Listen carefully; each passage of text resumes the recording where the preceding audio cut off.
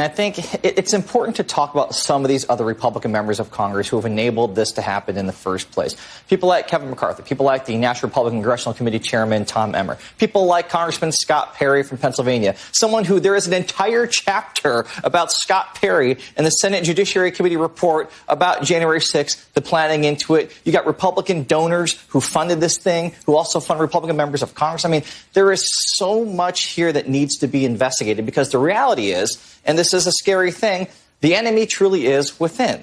The enemy is in the House of Representatives right now. There were people who helped plan this, coordinate this. We still have the open question about what members of Congress helped give recon to people who participated in January 6th. All of these things we need answers for. And this whole process, I think, tells us that there are really two things that Congress still needs to do.